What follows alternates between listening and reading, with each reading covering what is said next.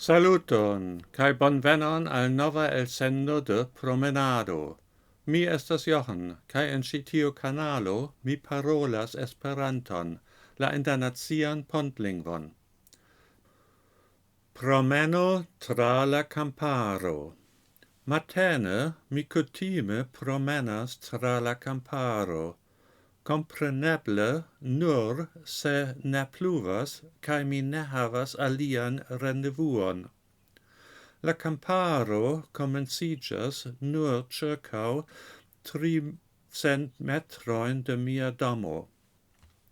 Hodiau estas dimanĉo, kai je la sepa kai duono matene estas -3 gradoi, blua cielo, kai la suno brilis. Tiel mi surhavis ne nur pesan mantelon, sed ancau sun oculvitroin. La cefa parto de mia kutima vojo consistas el quasau ort-angula triangulo, cae mi commensas ce la plei acra angulo, cae kutime tra la hypotenuso. Pardono min pri tiu esprimo, sed mi iam studis matematicon.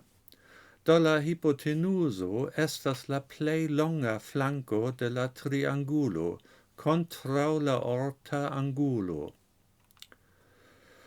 La unua afero, kion mi vidas, kia mi forlasis la loĝkvartalon, estas malgranda bieno sen domo, sed nur campo cae staloi por la bestoi.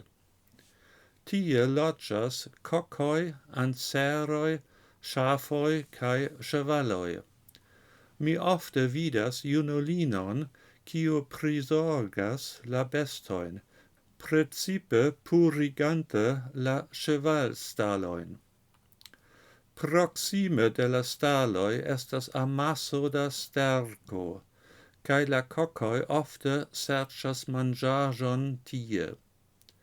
Cae compreneble la vircoco crias ciun kelkajn minutojn, por ke la cocinoi ne perdiĝu. La juna virino ancau hodiaŭ laboras ĉe la staloj. Mi ne povas identigi ŝin, sed jen ŝia aŭtomobilo antaŭ la pordego. Kaj unu el ŝiaj hundoj, germana paŝtisto, bojas al mi, aŭ al io alia, ĉar ĝi ĉesas boji, kiam mi preterpasas la pordegon. Nun mi preterpasas kelkajn kampojn kaj paŝtejojn. Nun, ĉe la fino de vintro, oni ne povas identigi la plantojn, kaj la nura aferoj, kiujn oni vidas ĉie, estas la talpo-montetoj. Sub preskaŭ ĉiu kampo loĝas talpo, kaj ĉiu okupas ĉirkaŭ 80 metrojn en kvadrato. Ĉi-matene mi vidas neniun kapriolon. Eble ĉar familio kun hundo biciklas proksime. Kaj la arbustoj preter la vojoj estas mallongigitaj, por ke la bestoj ne facile trovas protekton. La tria flanko de la triangulo estas preter la trajnotrako. Mi devas iri sub la trajnvojon tra malgranda tunelo. Nun estas campoj nur dekstre de mi, do maldekstre estas fervoja riverdigo. Ĉe la fino de la triangulo vojo mi ne reiras rekte tra alia tunelo, sed prenas la pli longan vojon trans la ponto, kiu transpasas la trajnvojon. Sur la supro de la ponto mi povas vidi la kajon de nia stacio.